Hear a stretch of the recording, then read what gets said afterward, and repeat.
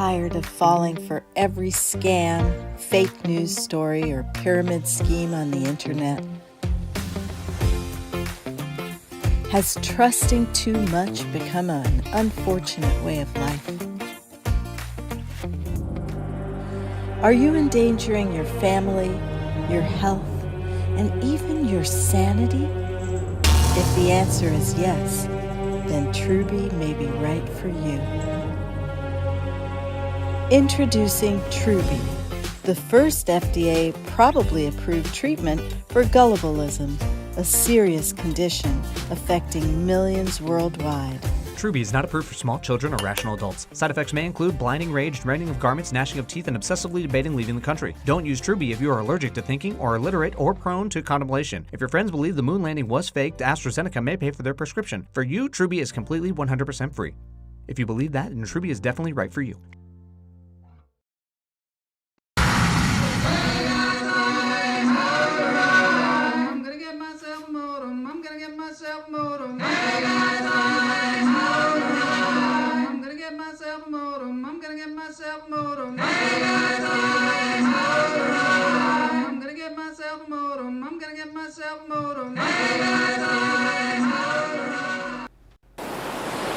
All right. Hello and welcome to Lunch Therapy. I'm your host, Joel Marshall.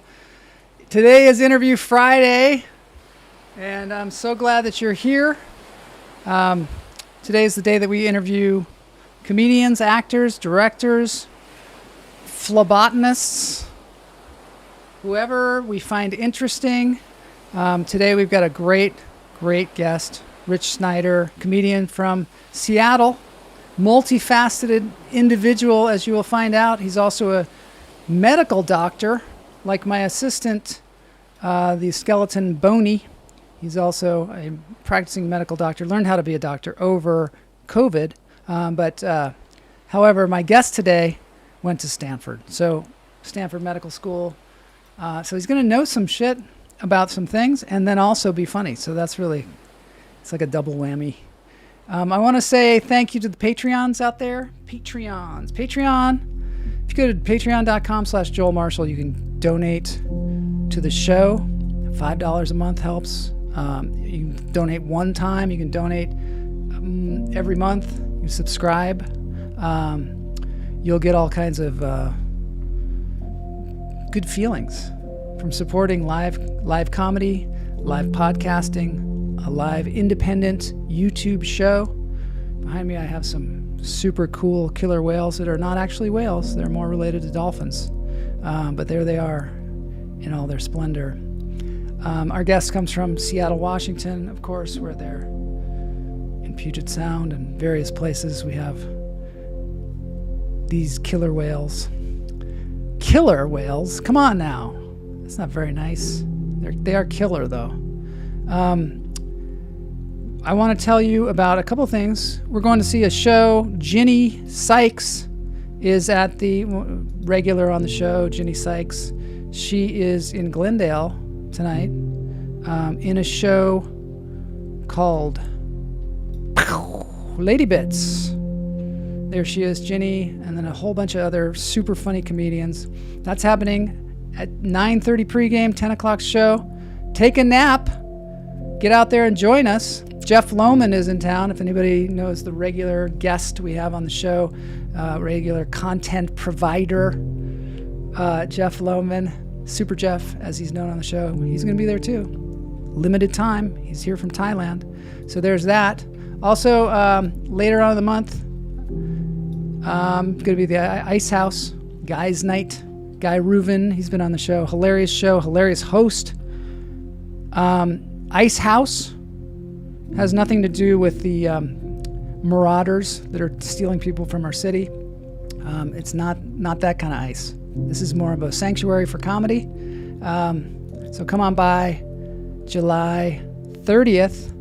Jose Salas is here. Happy interview day. They prefer to be called orcas. Thank you. I was trying to think of what the word is that's not killer whales. These are one of the very few animals that kill for fun. It's true, they do practice killing. He prefers to be called Super Jeff. There he goes, Super Jeff Lohman. Super Jeff Lohman is actually in the chat room, so that's cool. Also, I want to mention that we are doing a contest on Tuesdays now. Lunch Therapy, always. Every Tuesday at noon, we do a contest, and you can win cash. And if you are the only person who wins the trivia contest, you will win $30 this Tuesday, sent right to your bank account via Venmo or some other thing like that. So, I mean, what other show can you make money watching? You laugh and you make money. Super Jeff, because he's in town, he wrote the contest this time. So check that out. Tuesday, join us. But now it's time to breathe.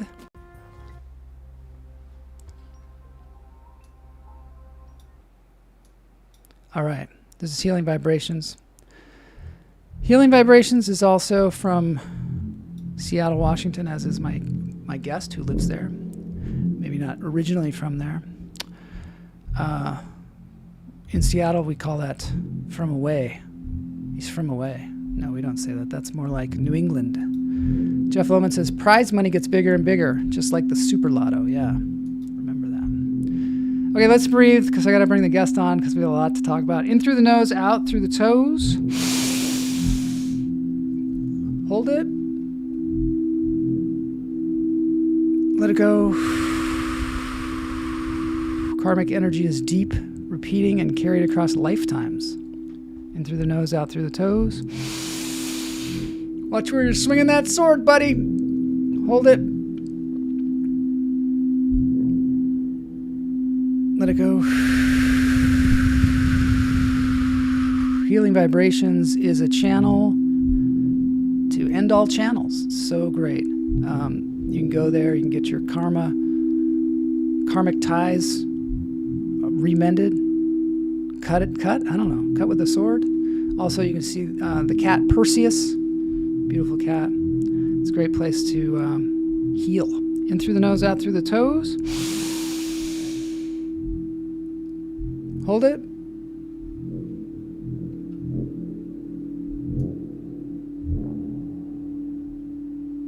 Let it go.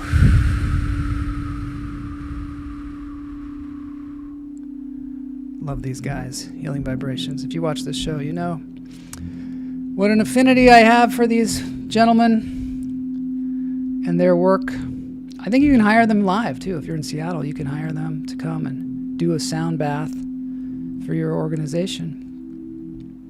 I think that'd be fun. I think we need to have that for lunch therapy. All right, let's get into the show now. Well, we're already in the show, but, let's get into the interview portion of the show. My guest today, I've told you a little bit about him. Mike Knox actually turned me on to his comedy. But Rich Snyder is also a filmmaker, an actor, and an anesthesiologist and a doctor. It's very, very... you look at him from different angles and it's a different person.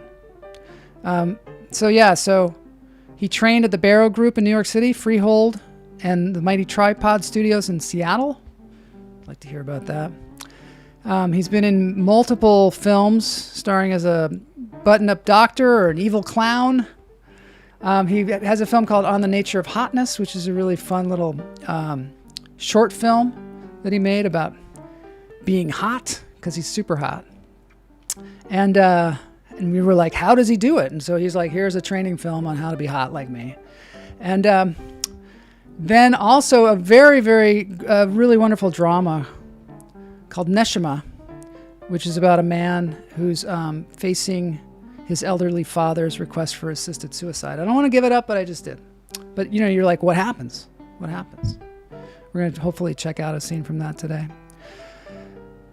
He also won various awards for this film and the other film, and he also studied at Stanford Medical School. And he works as an anesthesiologist in Seattle, and he was awarded the top doctor, one of the top doctors in Seattle Magazine.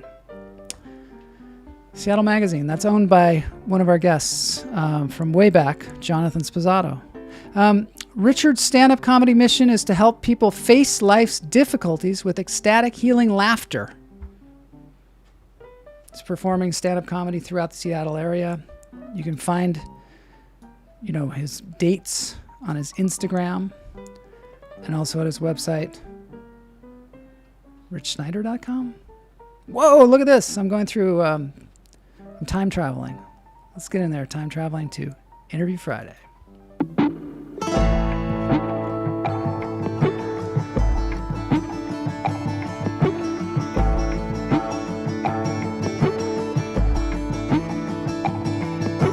In ancient times, prophets lived among us and explained the nature of love and how it works in the universe.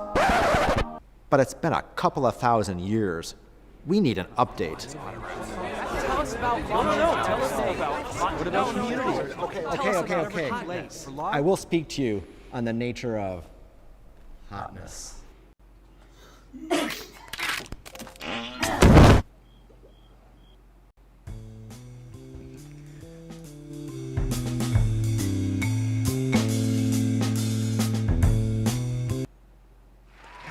Rich Snyder, welcome to Lunch Therapy. Oh my God, where are you? Where are you? I'm with my people in the Judean hills of outside of Jerusalem. I'm just so taken with these goats. They're beautiful goats. Oh my God, I'm so glad you took your time out and found the right Wi-Fi signal to join us here on Lunch Therapy. That, to be fair, that clip that I showed was actually two things mushed together: the film, The Nature of Hotness, and then also another thing that you did on Instagram that I find hilarious. I was laughing out loud from the sneezing. So good to have you here. Yeah, it's great to be here. Thanks for having me. You're welcome. You're welcome. We can thank Mike Knox too for pointing out your Thank you, Mike Knox, wherever comedy. you are. Meryl, hi Rich and Joel. Love you both as Hi, humans Meryl. and Yay, sheep. Meryl. It's great Yay, to see Meryl. you, Meryl. Meryl was on the show. Check out her episode. Okay, this is an amazing story. You're like a doctor. You went to Stanford. You're practicing, I guess, in Seattle. You're from the East Coast. And then you take a wild turn and become a comedian. Is that what happened, or have you been a comedian all along? No, I was exactly like that. Really? Oh, thank you, Meryl. No, I'm just kidding. Tell us about, like, how does a doctor, are there a lot of doctors who are comedians? I know doctors are often trying to be funny. There's For just sure. a few. Yeah. There's a guy named Ruben in New York who's a radiologist here, and there's a cardiac surgeon that is Egyptian or something. He's actually kind of famous, although I don't remember his name. But for me, I was just like living my life as a doctor and very scientific and not doing creative work at all. But then stuff happens, and I turned 50, and I am all of a sudden divorced, came out as gay, miserable. It's not the glorious thing that you might think it is. Miserable, and at least it's gotten better. And I'm at one of these wellness retreats, and I saw the breathing thing. Yes, that's it. Bassem Youssef, very good. He's actually playing in downtown Los Angeles tonight. We might Yeah, even he's go. amazing. Yeah. Yeah, and then I'm at this conference. It's a Byron Katie wellness retreat in Ojai, and I'm standing in the courtyard. We're all going to go home, and this woman comes up to me, and she's like, "How are you doing?" Blah blah blah. Anyways, turns out she produces and directs one-man shows of people who want life coaching to do that. Wow. And I'm like, oh, I want to do one. Just like whack, right out of the mouth. And I'm like, I've never done anything like that. Zero experience. But then we started this journey. A year later, I'm doing a one-man show in Seattle for 200 people. Kind of a monologue, like Spalding Gray style monologues with different chapters. And it was like, it's so good. It's so good. You should do more. So I do improv and go to acting school. And so it's kind of started with processing misery, which I guess comedy really is. But I end up taking a comedy class at the Cellar in New York with a guy named Rick Crom, who teaches there. And I'm like, yeah, I think I can do this. I think I'm funny, and I'm totally committed to comedy as like a life mission to help heal people, because if you can laugh at something, it just makes it somehow better, and there's a lot of misery to laugh at. So That's so interesting, because it's like you're continuing what you were doing before, just in a different way. Why did you go to New York to study there? Because where were you then?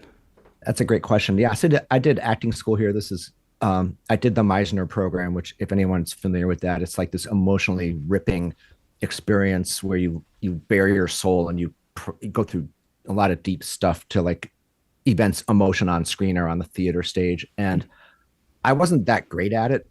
So I'm like, something's up with me. So I picked an acting school in New York, and I did another year at this Barrow Group Conservatory in New York, totally different approach. And I took a sabbatical from my job to do it. So I took a year off of doing anesthesiology, lived in New York, in Manhattan. Best year of my life, probably. It was so fantastic. Was in an acting school every day, learned a ton. And while I was there, it's like, oh, comedy class. I didn't even know what the Comedy Cellar was. Little did I know, it's like the mecca of comedy, you know. Yeah. And little did I know what a big deal it was to be on stage there. It was a student show, but still, yes, I've performed at the Cellar in New York. Thank you very much. And did you take from a teacher to do that show? There's a guy named Rick Crom who's kind of a veteran comedian of that place. He's an older man, my generation, and he teaches these classes there, and he's fantastic. It's really, I noticed that about your acting and about your stand-up, that you have, and also that film, The Nature of Hotness. You have a real presence about you that seems like somebody who has been at least teaching or something in front of people, because you have a lot of really good timing, and some of the things, the pitfalls that people fall into, you don't fall into, like pushing emotion and things like that. So it makes sense that you went and studied these things. That Meisner technique that you described seems a little different than what I think about when I think about Meisner, because I think about it as like just kind of being present with whatever you are feeling as a human, rather than something like method acting where you're kind of digging into some old emotions and things like that. Was that? Yeah, I mean, I think. Yeah. I mean they're all very proud of themselves. These New York acting traditions. They all came from they're Russia, and they're all Jewish. Interestingly, so Meisner, he took. This is kind of down in the weeds, but I'll just do it. So you can come out of real life experience where you dig into your own crap and you try to find emotions there, or you can imagine situations. So you're not digging into your own stuff, but you're imagining, and that's the Meisner thing. So if I need to be sad, I'll imagine something sad that's not real necessarily, and somehow, but you have to connect an imaginary circumstance to your emotional life. And as an Asperger autistic guy, that's very hard for me, but that's what it is as far as I get it. But it's deep work, Well, your work as a comedian is very personal, and your work as a filmmaker is very personal. So it's kind of interesting that you started with healing yourself through your show, your one-person show, and then also transitioned into comedy, but all with the idea of healing yourself. And now your idea is to heal others. And maybe in healing yourself, you do heal others if you do it publicly. Would you say that? I guess. I mean, isn't it universal? I mean, we all have the same problems. I mean, we all think we're not as hot as we'd like to be. We all wish. Oh no, I think I'm as hot. Any hotter, and people would be pissed. People would be angry with me. That could happen. That does happen. You got to be careful about like how hot you get. You had to use the filter to make yourself more ugly. Oh yeah, I've got the ugly filter on right now. Yeah, so did I. Yeah. I'm going to play a clip from your stand-up that exemplifies this. I'd like to see it. So I asked my therapist, I was like, this whole coming out late in life, is that why I have so many problems making friends? And he was like, no, it's not because of that. It's because you're autistic. And I was like, what? But you haven't even seen my friendship spreadsheet. And he was like, exactly. But good news, Richard, good news. You're high functioning. And I was like, high functioning? What does that even mean? And he was like, it means you can afford me. And my boyfriend, he was like, oh, well, how was therapy today? And I was like, well, I'm autistic now. And he just looked at me and said, you didn't know? And I was like, no, I did not know. And I don't want to know anything.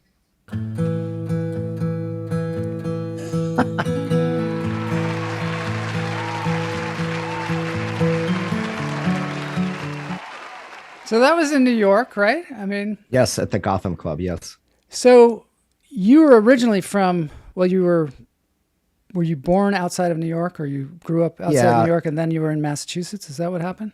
Yeah. Young childhood in New Rochelle, which is a suburb essentially just Mhm. north of the Bronx. And then a lot of the 10 to 18 or whatever in Longmeadow, Mass, which is a suburb of Springfield, Massachusetts. Mhm. And then college in Maine. And then, West Coast after that, which is, and never left the West Coast. Yeah. Did you go up to Seattle? How long have you been in Seattle? Yeah, I've been here like 35 years. Wow. And you just went to New York just to study acting and then came back? Is that what happened? That's exactly right. Yeah. Wow. I thought I would stay in New York. It was just like a strangest story. I'm like, I just really need to figure out how to stay in New York. I love New York. I love the people here. They're like me. I know how to talk to New Yorkers because hello. Mhm. And one of the teachers at one of the schools says, "Oh, I've got this student. He's an anesthesiologist. He's this Korean guy. He's a pretty successful actor. You should Mhm. talk to him." And I'm messaging him, and he never really responding, but I know who he is. Mhm. And I'm getting in the elevator going to a class at a different place. And lo and behold, it's him in the elevator, just me and him. Wow. So bizarre. Message from God, right? Yeah. And I'm like, you're not going to believe this, but I'm the guy who's been trying to reach you. And it's just pay attention to these synchronicities. I'm like, Yeah. this has to mean something. This means I'm moving to New York. I'm moving to New York. It's going to all work out. And he's like, so we kind of took a walk home after this class, and he's telling me about things. And I just kind of, he told me what I needed to know, which was that it was kind of a hard thing to do. And I didn't end up, I went back to Seattle. It's just to be a functioning anesthesiologist in New York, I'd have to work a lot at first to build my relationship. So I already have all that here. Yeah. And I wouldn't have any time for creative life. I'd just be building that career there. And I'm like, no, I better to be in Seattle. So here I am back here. And my kids are here. So yeah, it's such a responsibility being an anesthesiologist. Do you compartmentalize your comedy work and that? Do you like become a different person when you're the anesthesiologist, or are you like Patch Adams? you know who Patch Adams is? You should probably explain that. It's like Patch that Adams. is obscure. Very Sure. good. Joel, my Yeah. hero. Oh my God. Well, Patch Adams was a doctor who dressed up as a clown and thought humor was very helpful in the medical field. And then Robin Williams played him, of course.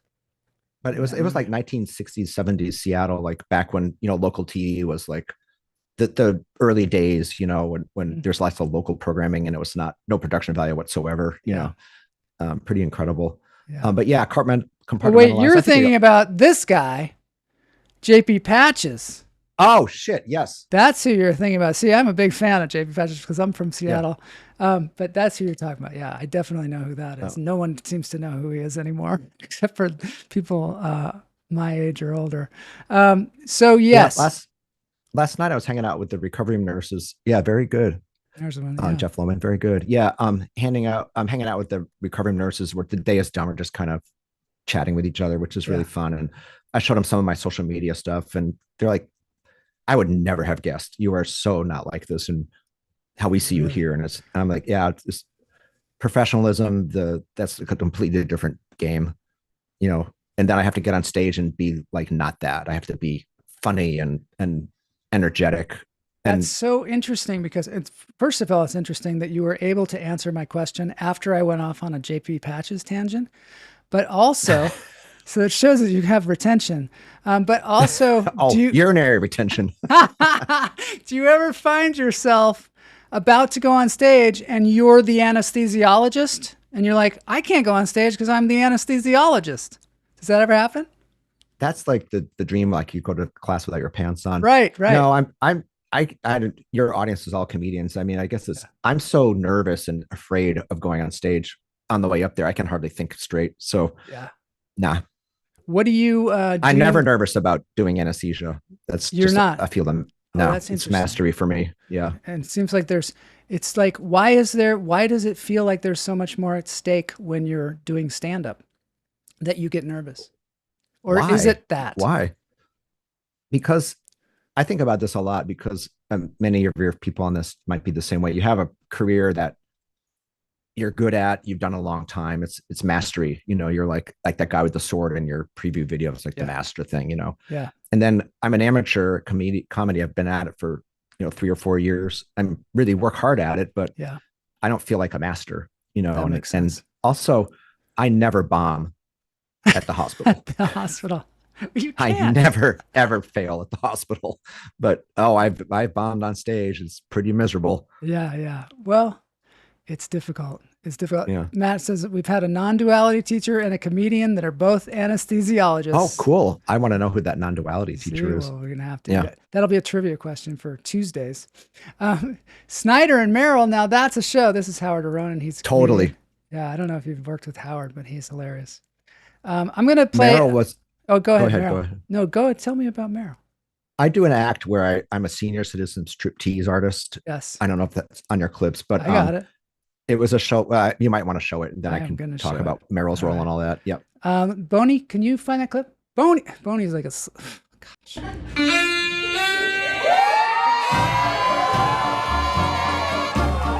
It was an unforgettable evening. All proceeds were to buy a new for Edith Finkelstein in baby room 469. It broke last Thursday night. We're not going to talk about it. Let's see if we raised enough money. It looks like we have enough. Look how good she looks in her new leather harness. That's so Merle. weird.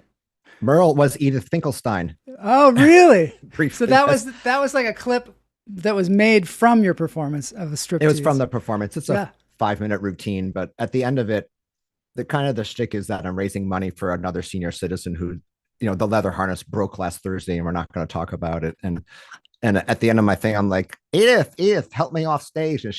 And Merrill shows up, and I actually, the joke was like, get me off stage. And she's like, get you off. We talked about that last week, and she came up and kind of, How did you even meet escorted me. Merrill? How did you two get together? she met the comedian who produced that burlesque show in LA at some LA comedy festival. And Oh, you did this then- here? No, Did no. you do? I've Oh, done it was up there. Yeah. I have done it there. I did it at the Crow in Santa Monica. But Oh, yeah. no, it was the Seattle show, and this friend of mine, the producer, invited Meryl up here because they had met in LA. So cool. And I needed someone to play my Jewish wife, and Meryl just stepped right up, and it was awesome. Well, this is a really good segue to this because I'm just going to show it. Standing in the theater at a place called the Horizon House, which is an active senior community located in downtown Seattle. This is a comedy show. Now, if you've never been to one, this is how it works. We say funny stuff. You guys laugh. Everyone goes home happy. Oh, shoot. That was a cool transition. I wanted That was Boney. awesome. Thanks. I wanted Boney to show more of the clip, but I guess, he These blew it. skeletons, they just, It's the was worst. misbehaving. It's the worst. So yeah, so people are excited about Snyder and Merrill in the same show. So, okay, so you have actually done stand-up for assisted living. Can you tell us about that? And is Well- that something you continue to do? I'm really committed to, I don't think, like, who speaks for the elderly, kind of Yeah. like that Dr. Seuss moment, who speaks for the trees. Yeah. But there's a lot of people who are older who are not going to go to a comedy club, but they need to laugh, right? Because Yeah.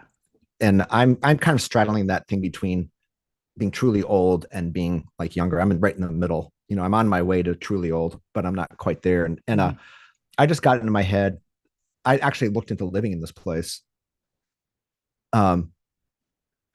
Yeah, seriously, Matt, right? Stuff. Yeah, it's He right does. across from Virginia Mason Hospital. It's a 55 plus retirement, but it's for active seniors. These people are not diminished mentally. They're ex CEOs. They're like founders of REI in Seattle. These are amazing people, and it's a cooperative place, and it's happy. This is the happiest senior place I've ever seen. I want to live there, but it's kind of expensive. Anyways, but I asked them about, they have a theater there, a beautiful state of the art 300 seat theater with video. Yes, exactly right. Exactly right. Lots of artists there. Some famous painters, I think, have been there.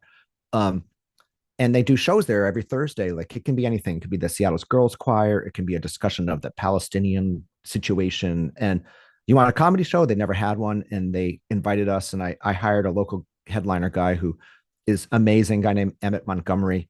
Matt has probably heard of him since he has a lot of Seattle knowledge. And we found a few other comedians, and we just did a show for them, and it was phenomenal, phenomenal. Wow. These people were so happy to see us there, and Yeah, I wondered you know about how that. you go to a comedy club, Yeah. and you hope for good laughers in the audience. You just hope there's somebody in here who is emotive. Oh my Yes, God, Jacob exactly, Lawrence. Jacob Lawrence. He was a friend Yes, of he mine. did. He was a friend of our family. Really? Yeah, my dad's Oh. an artist, a Seattle artist, John Marshall, and Jacob Lawrence taught with him at the UW, and they were friends. John Marshall. Yeah, He did. Okay. there you go. So yeah, so that's great. So I mean, that is a special community because there's a lot of artists there. But do you change your material at all for that crowd? Oh yeah, yeah. You do? I mean, I did a lot of the coming out gay late in life stuff. They loved it. I have a bunch of stuff on aging, which is super relevant, obviously, and I'll bring that. We're doing a show there in like literally like 3 days. They invited us back, and you know, I'm joking around the other comedians. It's like we could do the same stuff. They're never going to remember. Do you think you're going to continue to do that with maybe some more assisted living? Well, Emmett Montgomery wants me to. Nope, not Park Shore. Haven't been there. There's a couple of other places in town like that, which I haven't put the effort into making inroads, but it's a possible brand and thing I could do for sure. Because I think those folks, they're not going to show up at the Laugh Factory for the midnight show. You're totally right. I don't even like showing up there at the midnight show. Well, we had a guest on the show that does an early show.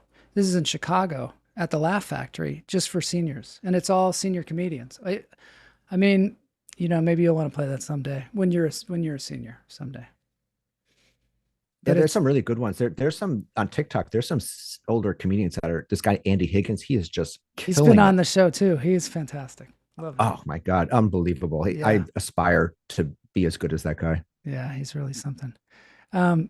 So speaking of aspirations, do you have aspirations? Like, see, we're talking a lot of times on this show about third act or second act. You're definitely a second actor or a third actor kind of person where you've reinvented yourself in your 50s. When you do that, how is it looking into the future? Because a lot of times we look into the future and go, oh my God, some horrors. We see our parents and they're starting to break down and we're like, oh my God, the horrors are happening.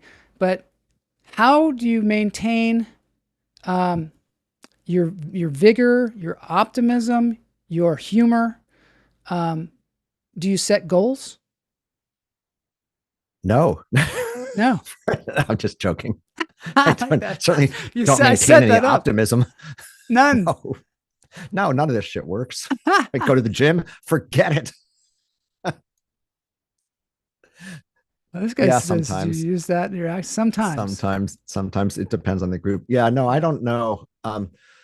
I just try to it seems like you're a spiritual guy. I just try to feel into what is my highest good. What is that? And it just seems to be right now making people laugh, you know, spreading the joy and what's the path to that? And I just where's the invitations? Where's the universe telling me what to go next? And I just try to live like that. But then once I get into the weeds, I try really hard.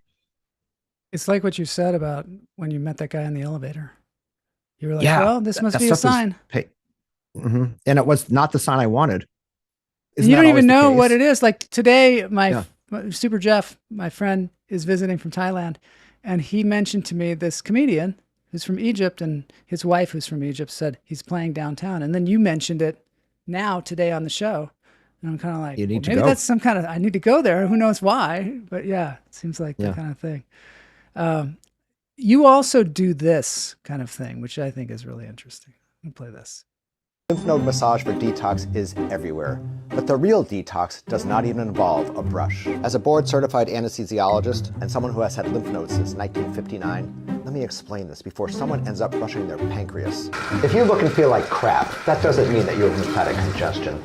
That means that you are over 20 in 2025. You don't need to brush your lymph nodes, that's not how it works. They need you to move, walk, breathe, cry in public, scream into a tote bag. That's the real detox. So that's I love comedy, that. but also I love that when you're screaming into the bank. So you're serving two purposes here. You're informing people about the bullshit, like people that need to take the drug, like at the beginning of the show, Truby, to cut through all the bullshit. Do you think there's just a bunch of medical bullshit going on Instagram and on YouTube? Oh and my all this stuff? God. Yes, there is. This is my niche I really want to pursue, is the debunking, but in a funny way. Yeah. I'm not all about ruining somebody's livelihood. I just don't, I'm not interested in that. But Yeah. this comedy thing, our minister at our church said the other day, yes, to the screaming into the tote bag. She said, if you're laughing, you're just more open to entertaining ideas that you might not have thought of. And I think that's super true. And so I think the comedy is like, yeah, maybe this could be bullshit or whatever. Yeah.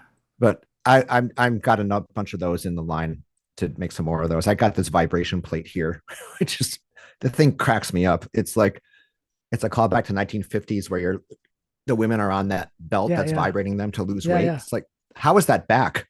How is that back? Yeah. Yeah. And we don't. Oh, here's another question. Do you ever have a drink before a show to loosen up? That's a good question, because you said that you sometimes feel really nervous before the show. No, I need to be firing on all cylinders, and I don't have that many cylinders left. So it's like, it can't be like, it'd be like, you give me a drink, I'm going to be like an airplane where one of the engines is out, I think that's true too. I think that also it becomes a crutch, and eventually like one drink becomes two drinks and then three drinks. And then you get up there and make a fool out of yourself, which I've seen people do, where they have too many drinks and then they lose their ability to read the room.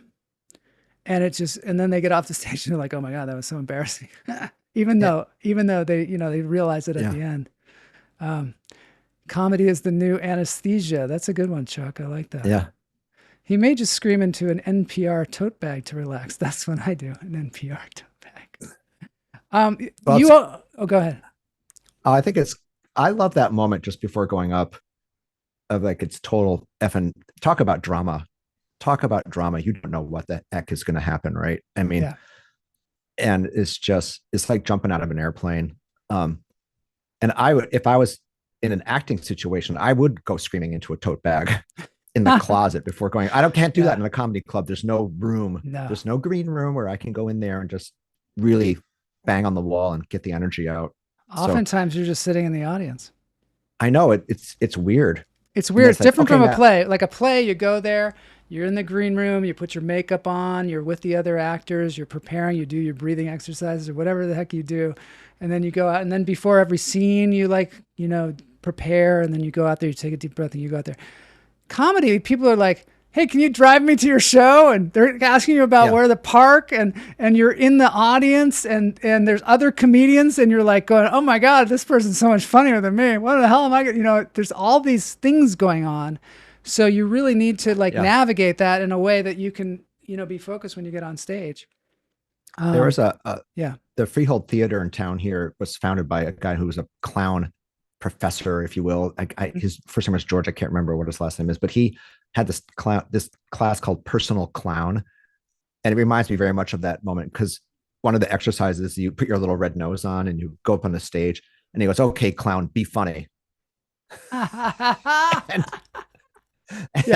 and you're like hitting yourself in the face or something, and he's like, that's not funny, clown. I mean, it's just, that's the clown thing. The clown thing is big here. I don't know if it's big in Seattle, but we have this bunch of teachers here. They've been on the show. Chad Damiani is one of them. And yes, I took his class, and it was like that. You get up there and he's like, okay, show us what makes you special, and you're just like, what? And all of a sudden you're like, God, I don't know how to do anything. People are standing on their hands or whatever.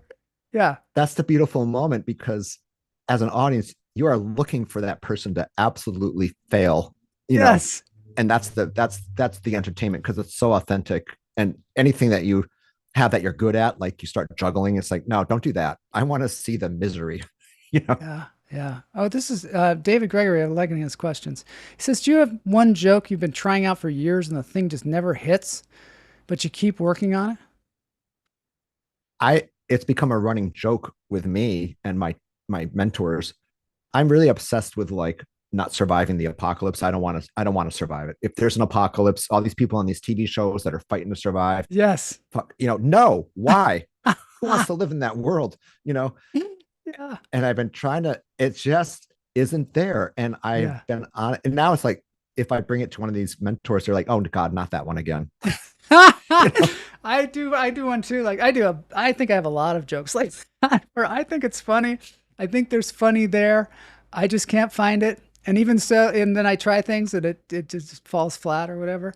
But you still hang on because you're like, this is something that interests me. What do you think about interest and how important it is in the comedy process? For me, super important.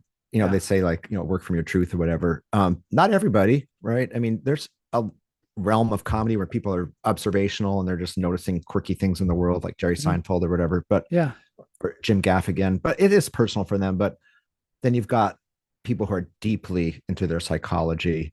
Maria Bamford, Marc Maron. I mean, she's just all about her mental illnesses. It's so effing personal. Yeah. And I'm down for both, but for me, I think, I've had a long life and I've gone through some weird stuff. So we might as well just start there, I think the real trick is to do both. And that's kind of what Jim Gaffigan does. He talks about a lot of personal stuff, but he does it in this persona that is maybe a little less intelligent than he is, or maybe a lot less intelligent than he is. But it's still about his family. It's about his struggles with his weight. It's about, very specific things that he is doing. And so, I think probably if you learn the structure, and the only way you learn the structure is through studying it, but also through just getting out there, falling on your face a whole bunch of times, failing like the clowns do. But the thing about the stand-up comedy is that when you go to a comedy club, people don't want you to fail. I don't think, because they want to laugh. No, people go to open mics to see that. They want to see the car crash, but no, in a comedy club, you're drinking, you want to have a good time, Yeah. Jeff Lohman says, do we really want to hang out for eternity with all those people who have been raptured? It's a good question. Do we? I'm willing to be raptured. I'm totally willing to be raptured. Let's try that one out. Yeah. So you also made this dramatic movie called Neshamah, which is really, really well done, I got to say. In fact, the Thank you for watching it. applauding. Really appreciate that. You're welcome. It was truly a pleasure. It's well shot, well acted. I'm going to play a clip of it, and then I'd like to talk about it. Mm-hmm. He's doing okay. No, we are no, okay. No, you're not okay. He is not okay. You are not okay. At least I know what Dad needs. You don't know what he needs because you don't even know what you need. Well, excuse me, Deborah. I think I do. Really? You say you want a partner? Well, you just told me you don't date. You tell me that you want to retire from your fucking job, but then you always say you don't have the money. You control the family trust, Gary. You have the money, but you are spending it all on Dad. This is what this is about, money. You want his money. Oh my God, fuck you. I don't care about the money. I am talking about you. You're using Dad as a fucking crutch. And you could be so much more. And you could be so much less of an asshole. Now, jetting in here once a year, judging him, judging me, just because you're the lucky one does not give you the right. Nothing to do with luck. This is about courage. Courage. Courage. You think I do all of this because I don't have courage? And all the while, you've been jetting around the world doing God knows what. Yeah, very courageous, Deborah. Well, I have another word for it. Spoiled. Or how about this one? Selfish.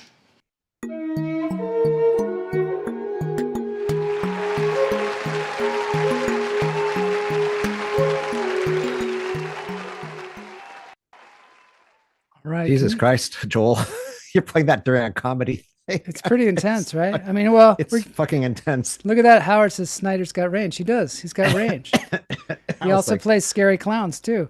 The thing is, this is a very serious topic, but it's also one that only someone of, 50 years and up can tell. It's also something that is very real for a lot of people that are going through these, decisions. David Gregory likes it too. universal situation for most of us. Can you tell us about how you came up with this, you know, and what made you want to do it? Well, I try not to sob into your microphone here. Yeah, it's of course real life. I mean, my father, a brilliant man, he said to me so many times, I am never going to be in a nursing home. He was just like, that's not going to happen to me, not going to happen to me. I would rather be dead, blah, blah, blah. And sure enough, he gets Alzheimer's and he kind of forgets that he wanted to not be in that state. And he lived out the last years of his life with not knowing where he was, who he was. And I just thought, I mean, what a screwed up, terrible part of the human condition that kind of can happen to you, you know? And I just wanted to, and I have a sister who I was loved, but was very, very argued with me all the time. And we would totally have arguments about that situation. So that's where that came from. Just and then deep it's like, in your own personal experience. And you wrote the movie? yeah. And I had a mentor, I had a helper from New York who helped me with it. And then as these things go, you think it's done. And then you do a table read. That actress in that, Angela DeMarco, is a friend of mine and is absolutely mind-blowingly good. Yeah. And I showed her the script and she helped me kind of get it better. And then we table read and then we made some changes. And eventually we got to then you shoot it and then in the edit everything changes again. But yeah, I'm really proud of it. Yeah, it's really quite good. And did it play? It won some festivals, huh? Yeah, it did pretty well on the festival circuit. It's social. It's things are changing, right? I mean, the short film, that high production value, that's with a full crew, a cinematographer, a professional editor, blah, blah, blah. And then you have your short film and then it plays at festivals and it gets seen by maybe 1,000 people. Mm-hmm. I did a stupid video at the Burke Museum in Seattle. Right. Of me just walking through the museum, holding my phone, just going like, don't care about that. Seen enough of that, and 2.6 million views. I couldn't believe it. I saw it. And I was like, and I was saving it for the show, but then I'm like, this isn't as good as the other stuff that he does. You know what I mean? But it caught some kind of wave and people really identified with it. David says, I love the overlapping dialogue. I did love that about the performance, is that you both seemed like you were going after something. And so that's probably why sometimes the dialogue overlapped, is because it's like, no, I got to tell you this. I got to tell you this right now. Really, and all that training is working. Yeah, I learned that from the Barrow Group. Matt's still talking about the apocalypse. Yeah. I'm always done. I'm having the apocalypse right now. No, just kidding. Rich, did you direct the film as well? Oh, no. I hired a director in town. That's smart. Tony, oh my God, it's spacing out his last name. He's great. Friend of Angela's. There's a really, really good filmmaking community here, but there's not enough TV and movie work. It's not LA, it's not Atlanta. Yeah, there's some really good people there for sure. But I think it's probably Tony Dupay. Was it harder to make a film in Seattle than it is like in LA, do you think? I thought about shooting a film, making a film in LA. I had it all written out. It was going to be, God, I just really want to make this film. I have the script still. It's an aging guy, me, who's in total denial of getting old. And my solution is to have a baby. And the reveal is that my son comes over and it's Father's Day and he's going to spring me the surprise. I'm going to be a grandpa, but little does he know that he's going to get a brother. And we slap down our fetal ultrasound simultaneously. That's cool. And I was gonna film that in LA, and boy, it's expensive to film down there. I mean, it's just a whole nother. Oh, it's more expensive. Oh, that's because in Seattle, I'm just thinking of most places like that you go and you shoot. People were like, "Can we use your coffee shop?" And people are like, "Oh, you're gonna make a movie? That's great. Okay, you can use the coffee shop." But here in LA, they're like, "Okay, that'll cost you, we looked at $1,000 an hour or whatever." Yeah, it was going to take place in a fairly nice house, and we had to go to Encinitas to find that, and it was just like so insanely expensive. I'm just like, well, it's because they're used to the studios, making things. Yeah, and they gotta. Yeah, and also what happens to their, they also know what happens when somebody shoots in your house. is Mhm. things get broken, things happen, people Oh, run into walls. We loaned our backyard to somebody and somebody ran into the neighbor's house and then didn't tell us. The neighbor told Yeah. us. You know what I mean? Yeah, it's an interesting thing to contemplate making an actual film with insurance and union rules and this and that versus me walking through the Burke, literally 10 minutes, 2.6 million views. I mean, what's with that? 2.6 million views. I'm just Yeah. amazed by it. And it was good. It was funny. Because it's like Yeah. everybody does that. They go to the museum and they're like, that, I saw that. They do that with Europe too. They're like, okay, I saw the Eiffel Tower. Now I saw this, I saw the David or whatever. And yeah, that's efficient. You said you were like efficient. Yeah, me and every museum efficient. I'm making a series of those too. I made one Yeah. at the botanical garden at the cool. zoo, and that one got like 150,000, which is Is that- disappointing, but you know. Yeah, disappointing. 150,000 is pretty darn good. If you do you find it disappointing though that you make a short film and you spend all this money and time on it and then it only gets seen by 1,000 people? Do you find that Yeah, disappointing? I found it profoundly disappointing. Yeah. Yeah. Yeah. Oh, look at that. Max Wright. Oh yeah, he said that he also had Yeah. an indie production where they trashed the place. Never have a crew here again in Seattle. Yeah. I Yeah. think the people here have just, in LA, we're just so used to it because it's the industry here. What about? Yeah. No, Yeah, go ahead. but to answer your question, I don't think, for me personally, I think if you're making actual film, the production value that everyone wants to see is Netflix level, Game of Thrones level, Absolutely. and that takes a ton of resources and professionalism. I just kind of dropped that project, and I just all about social media and the stand-up comedy. Stand-up comedy, another low production value field, right? You have a microphone and a person and a stool, not a stool sample, stool, and it's incredible to me that you can have a fantastic entertainment experience with that level of production. I mean, it's wonderful. Do you shoot and edit your stuff yourself, or how do you Yeah. usually do it? You do. So you were like before the show, I was like sharing Instagram with you and you were like, well, I don't know if I'll be able to do this, but that's a front. You're pretty damn good at it. I learned Premiere Pro and the Adobe Creator Cloud during COVID. That's what I did during COVID. Nothing to do, so I might as well learn Photoshop, and Premiere.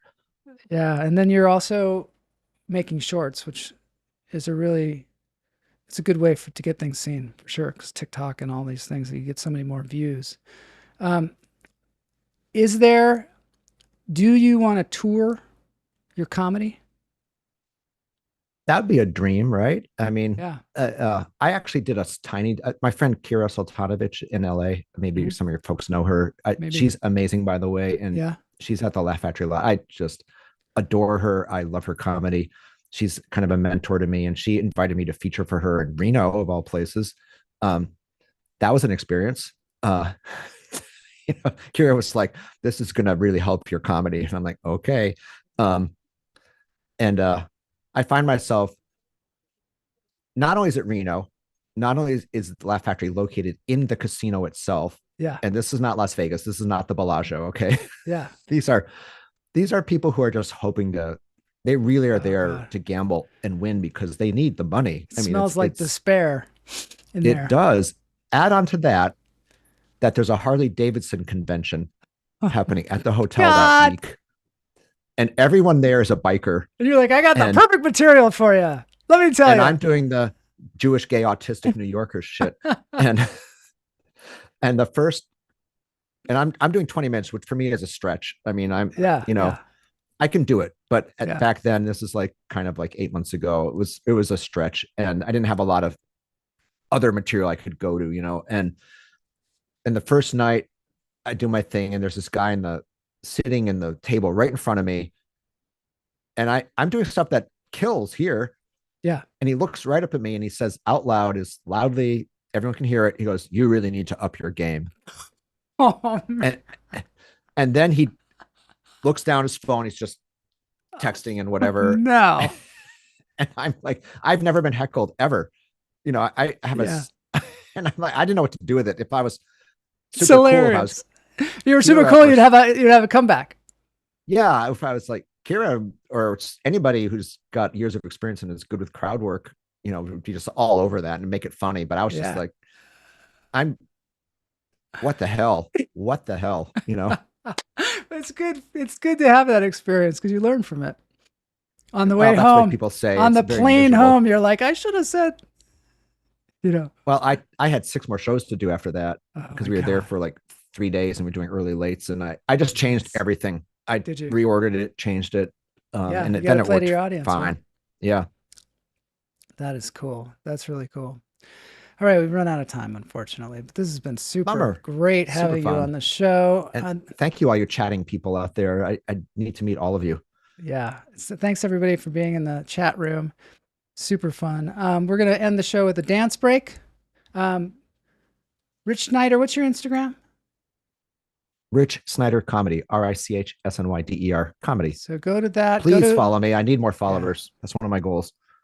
Jeff Lemon says smart people are funny people. I like that. I like that.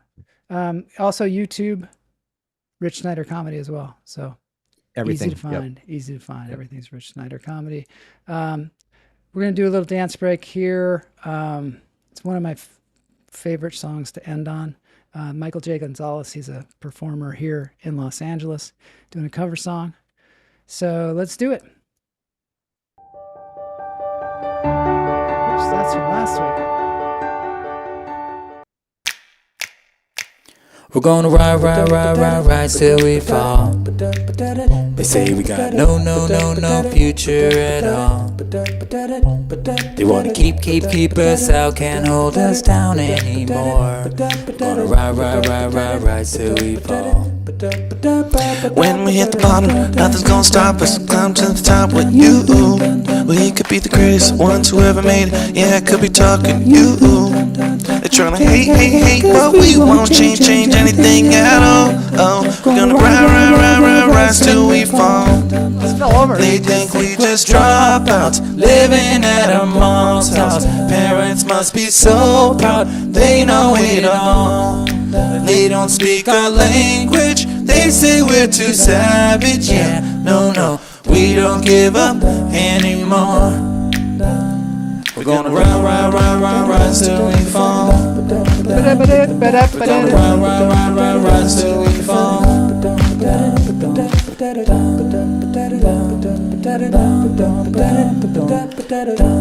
Remember, on Tuesday, you can win $30 on the show. So join